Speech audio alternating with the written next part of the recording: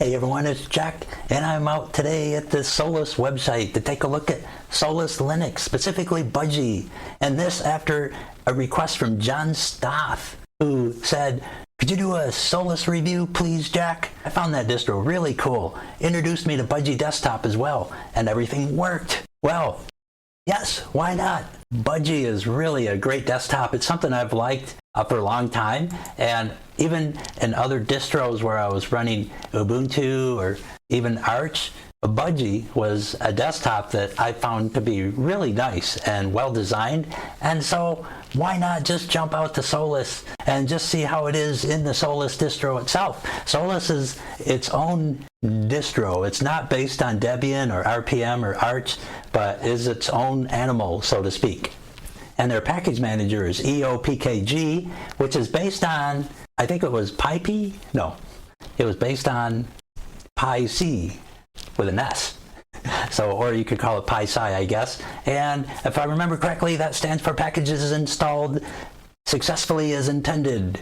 So that package manager was based on something from the Turkish government. I think there's an OS or distro or something that's officially used by the Turkish government, and that package manager is part of it or something to that effect. I don't really remember the details. However, eopkg is based on that, and so they got their own repositories and everything, and it ought to be interesting. And as I speak, I'm out here at the website, and so here at the download page, we got 4 different flavors here. We got Solus Budgie, GNOME, Mate, and Plasma. And of course, I'm going to go for the Solus Budgie version right here. So I'm going to go ahead and click this download and grab it and load it in, and let's check it out. I'll be right back. Okay, so now I got the image loaded in and going to go ahead and boot in here, and we'll see how it is. So we're going into the live environment first to check this out. We'll do a quick install because I'm not really quite sure what installer they're using, so I don't know how complicated or simple it is. And here we are, we're at the desktop, and I'm just going to scooch up a bit. At least I'm going to try. There we go.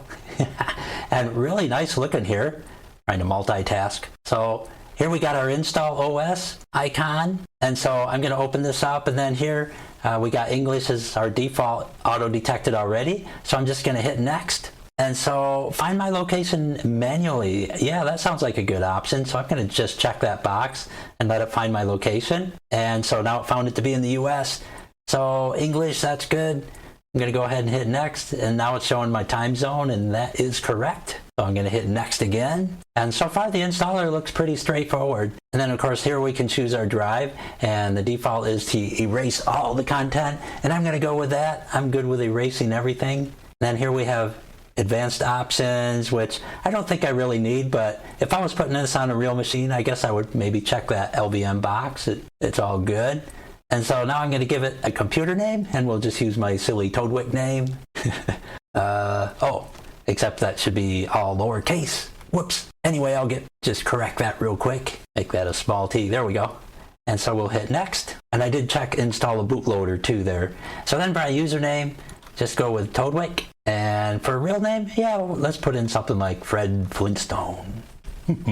I know we look alike. And then a password, and then we'll just type that again, and that looks good. So we'll go with next. And so here's our review of all the stuff we did, and this all looks good to me. I'm going to hit install, and okay.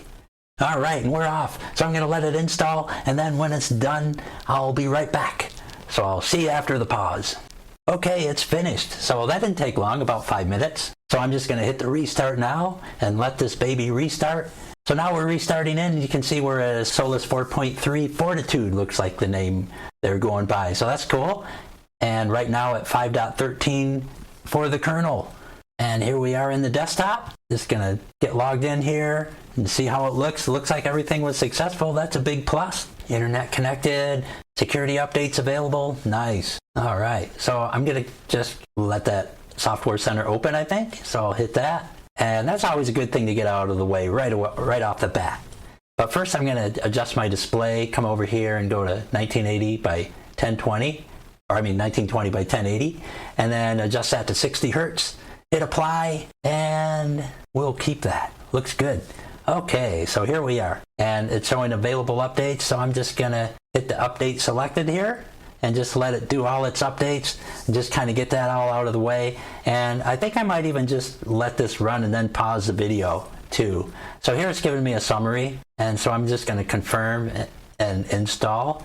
Got to type in my password, and now it should kind of do its thing. And I think I'll just install this first and then come back when the updates are all done. Okay, the updates are complete, so we got that out of the way, and so I'm back, and beautiful environment. I'm looking at the menu here, and the menu right off the bat looks really nice. It's got this nice dark sleek look, quite beautiful. And so here's our accessories and graphics. So not too much installed by default, so it leaves you a lot of room here to breathe. We got Firefox in there by default, and then it looks like we got LibreOffice, the whole suite in there. Nice. Print settings and so forth. Nothing in the way of sound really yet. Our system, universal access, and utilities. Very good. And then down here on our panel, of course, we got, in addition to our menu, we got our pinned items like our file manager and internet browser like Firefox and so forth. And on this side, we got a speaker. And I'm just going to slide out of the way here a little bit. Okay, so let's look at that again. So if I click here, we can see our wired connection settings. And then we got our speaker audio stuff right there, so that's nice. And then we hit that and we can go right into our settings and look at our sound.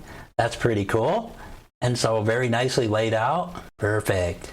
And then there's our drip sound, glass, sonar, and bank. These are our alert sounds. And then our system sound settings right there. And it looks like our volume is all the way down at the moment, but that's cool. So we'll just close that there and then slide over to our clock. And here we got our system clock settings and our calendar. And when you hit that, then the big calendar opens up, and gorgeous calendar. That's really hard to beat. I love this calendar. And here's, you just click on one of the dates here and you can start an event. And it even shows the weather up there. Wow, I can see the temperature for the next 3 days. That's really cool. This is today, tomorrow, and then the day after tomorrow. So you got 3 days of weather kind of built into the app, this calendar app too. I think that's really cool. I never noticed that before. I like that. So I'm gonna close that. And then here where you can set your system time if you won't need to tweak it a little bit. And so to tweak that, you would change your time zone and so forth. And then here we got our Raven menu here. And there's our audio settings, then notifications over here, which is nice. So that's our Raven menu. Nice. So really nice, impressive so far right off the bat. Here's our file manager. And so it opens right into our home folder. And this is files, so that's also known as Nautilus. So it's running GNOME files, aka Nautilus. And then here we got our Launch Software Center. And so this is where we were a little bit ago when we were kind of doing the updates, but this is the actual Software Center package manager, our GUI version. And as you can see, it's got all our popular categories right here out front where you can see them, and very nicely laid out and organized. And so we can go in here and even look at other desktops if we wanted to add another desktop like KDE or so forth, but also desktop related items as well.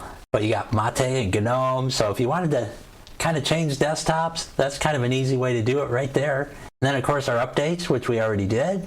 Then here's third-party apps, and this is kind of nice because these are third-party apps that Solus doesn't actually have in their repositories because of licensing issues and so forth. But you got things like Spotify and TeamViewer, a lot of proprietary software that you can have access to right there. So that's nice that they made that available. And then your search feature, of course, if you want to just specifically type something in you're looking for. And then these are our update settings. So I would probably just stick with that, except maybe daily. I would make mine daily instead of checking so often. So that's nice they give you that option. And then these are all our installed apps here. That's always good. And then our home screen again with lots of categories. Like if we click on our multimedia and graphics, we can look at graphics, audio, video. So a bulk of the stuff that I would download off the bat would be in here. This is our multimedia codec, so that's kind of nice to get access to that right off the bat. For me, if I was just going to wanted to install the codecs and so forth to make sure they're in there, I would just install VLC. But here's LibHife. This is something I like to add because I like to get pictures off my iPhone, and so they use a .heic format. So that's something I would install, which I might do here a little later. But in addition to that, of course, I would go in here and just find things in the Software Center, like you have GIMP. For me, that's kind of a staple, but you can also do a search. For me, that would be easier. So like Krita, I could pop that in there, and there it is. So that's a great digital painting app that's available. And so right off the bat, you can see your details and a link to your website to learn more about it. So that was the Software Center, which I think is quite nice, actually. And then I'm just going to jump in my terminal here, and let's do a eopkg. This is the package manager. We're going to install something. eopkg install. This way you can see how it's done through the terminal. And so we wanted to do this as a sudo. So I'm doing sudo eopkg install Inkscape. And I'm going to say yes here and let that install. And I'll just kind of slide back over here while that's installing. So, okay, we got that installed very quickly. And so now if I jump into our menu, it should show right up here in the graphics. And there we go, there's our Inkscape.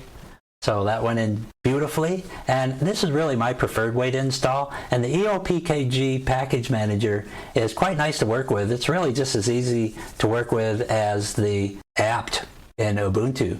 So like if I was going to do eopkg search Blender, then it'll look and see if Blender's in the repository. And it is. So here it shows a listing for Blender.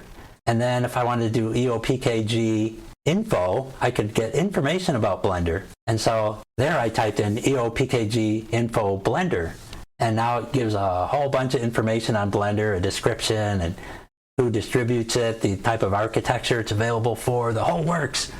So that is really neat. I like those features in eopkg. It really makes it kind of nice. So now let's do eopkg remove Inkscape. So if I wanted to remove something, that's all I would have to do, just like you would in apt. So now I'm going to do sudo eopkg upgrade. And if you do that, then it'll upgrade your distro, except I don't have to. If I remember correctly, it's a rolling release, I believe. So then we got our kernel is showing 5.15 here. So it's a fairly new kernel. Not the latest and greatest, but it's pretty new to cover newer hardware. And then here we have Firefox, and I believe that's probably the latest version. So I'm going to go over here, hit help, and then about, and it should be, yep, 1.01.01, something like that. And then Office.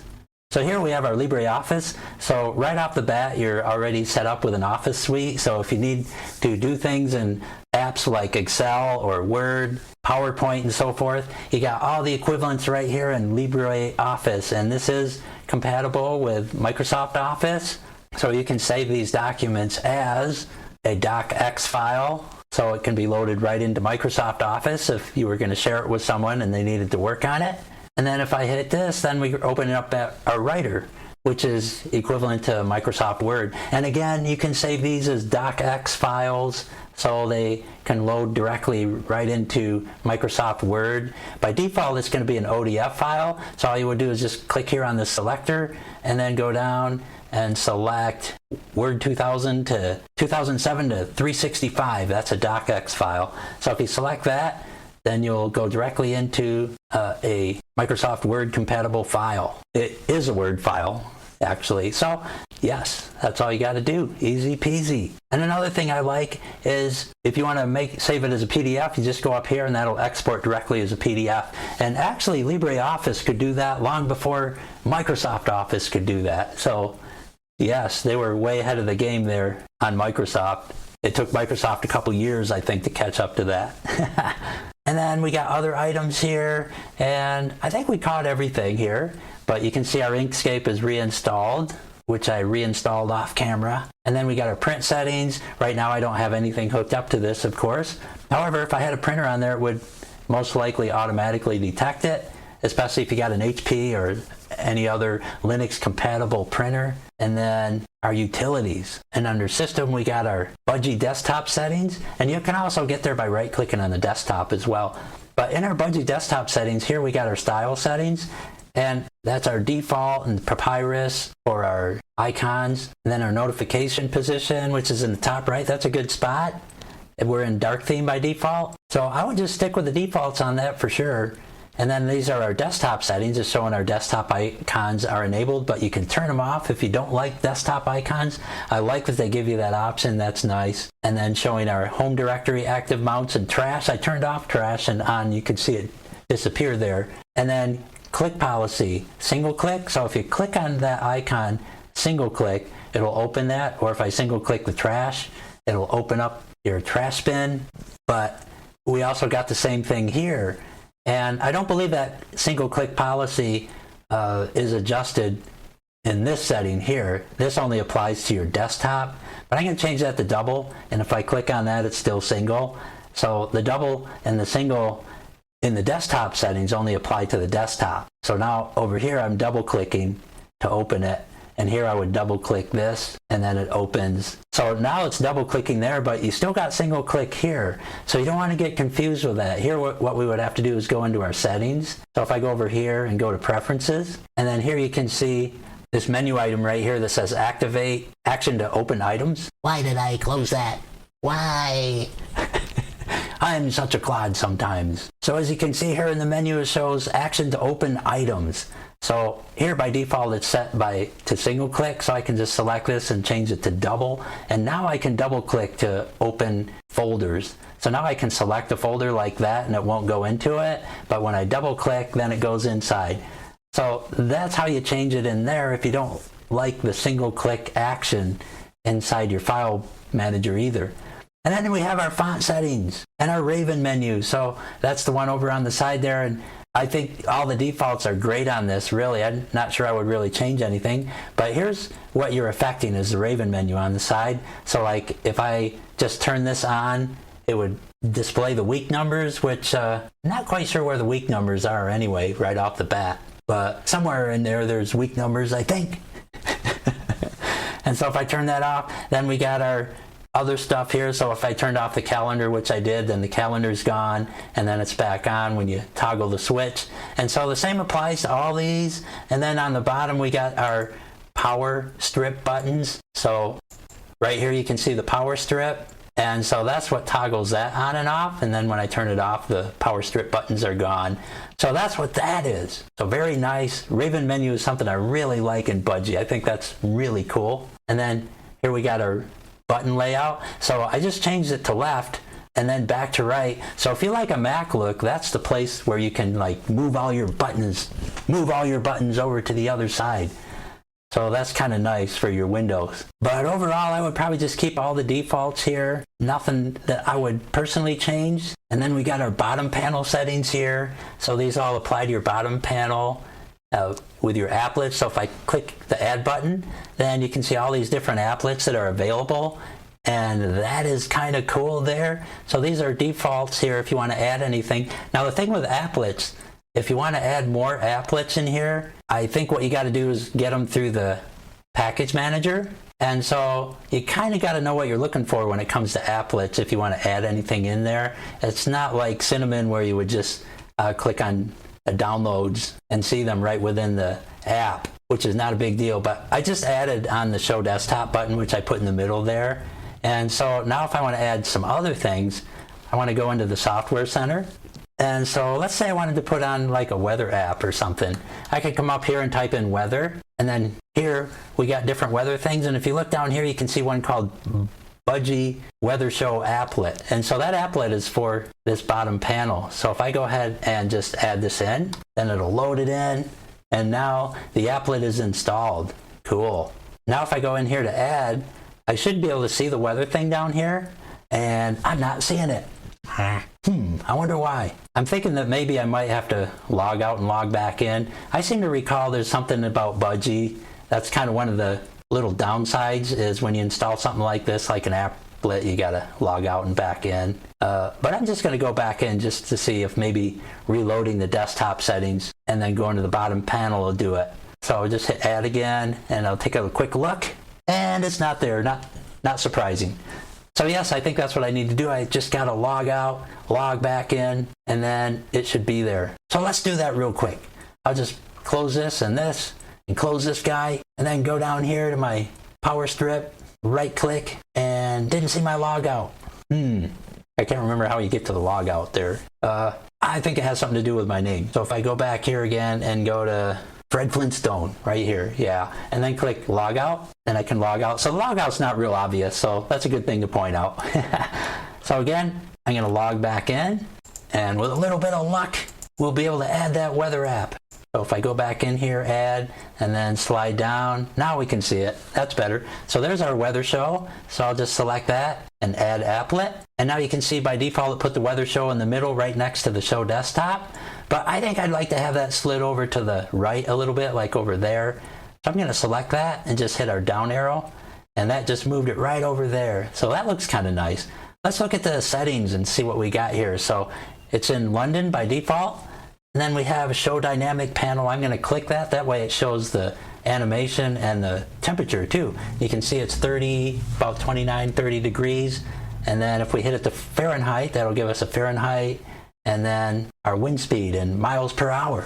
So that gets us onto the old traditional unit of measurement. And yeah, looks nice. Wow, very cool. So that's kind of our weather. It's kind of showing us for the next few days. Really nice graphics, looks pretty accurate. I like a good weather app, so that's nice to know that that's there. Very cool. All right, so yes, we are set for the next few days on weather.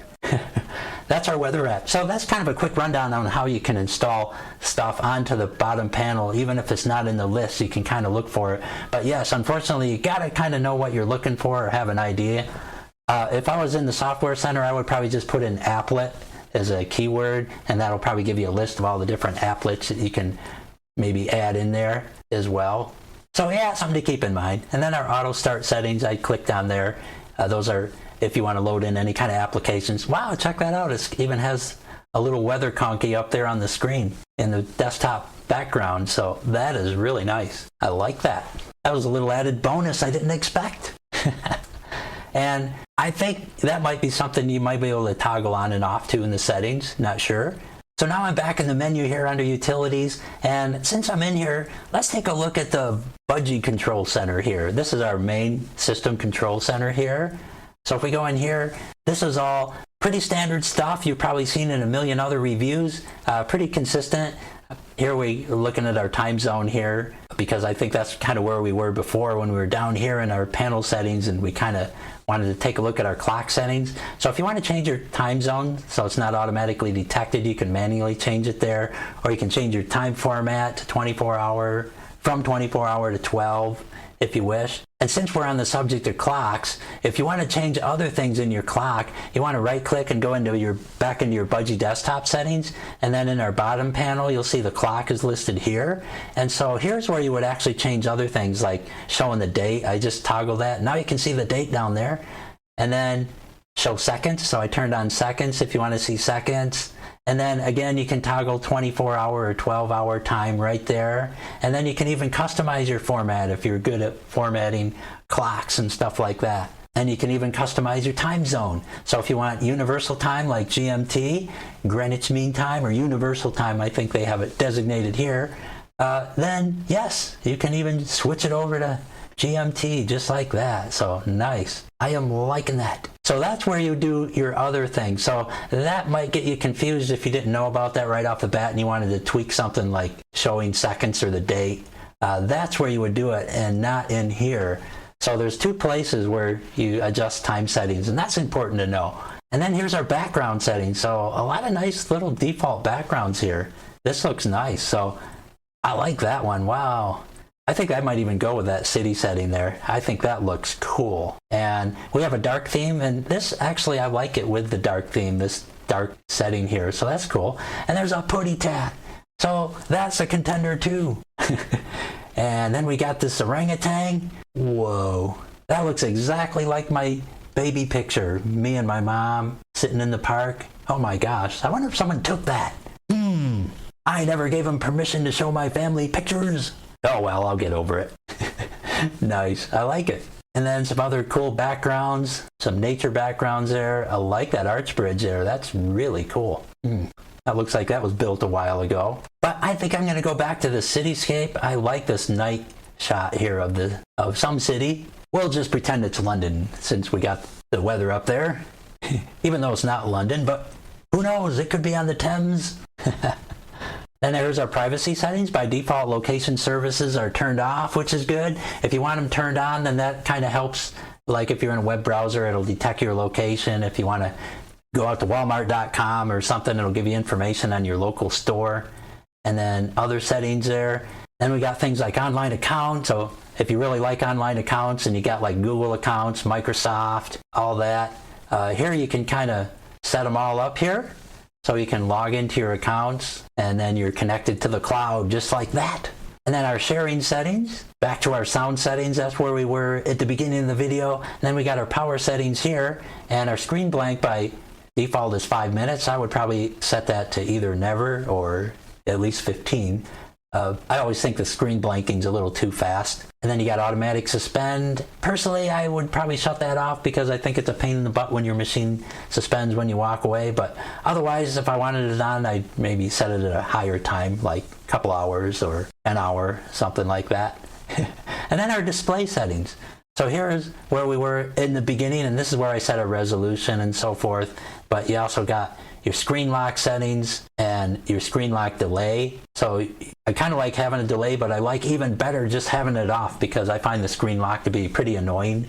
But I suppose if I was in a workplace and I was worried about my privacy, then it's nice to have on because then you got to log in, you got to type your password to get back in. So screen locks do have its place. And then here's our input settings for keyboard. And with the keyboard, I'd probably just leave everything at their default, unless you have some special purpose and you kind of know where you're going with it. And then we got our printers here. So you would just unlock that and type in your password if you needed to do some tweaking in your printer settings. And then there's my username, Fred. And so I could give myself an avatar here.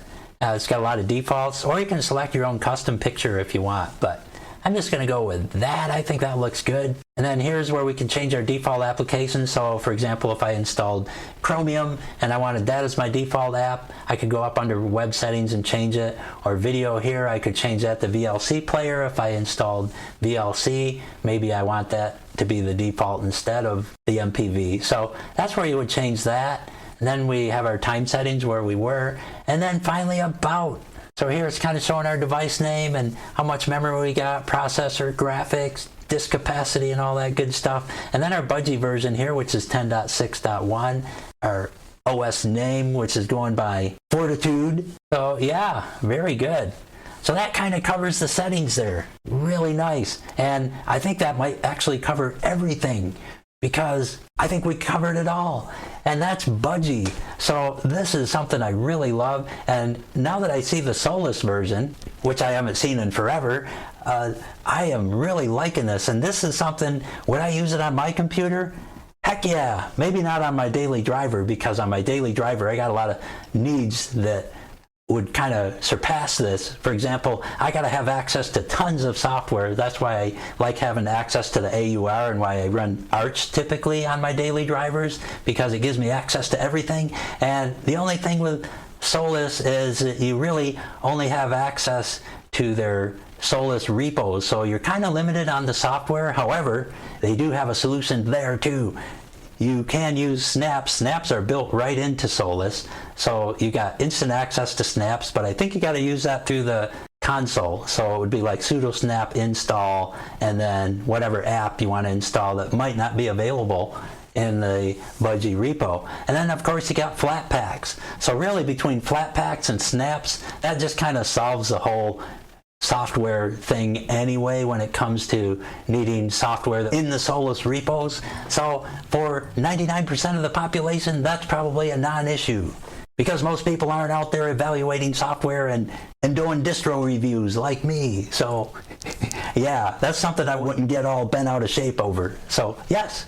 And then everything else, though, the aesthetics are absolutely impeccable, I think. I love the weather conky up there. I think that's really great. Really nice addition to the applet down here in the panel. So that, I think, is a really nice touch. It's really easy to configure. The Raven menu is just like a wonderful feature that I like.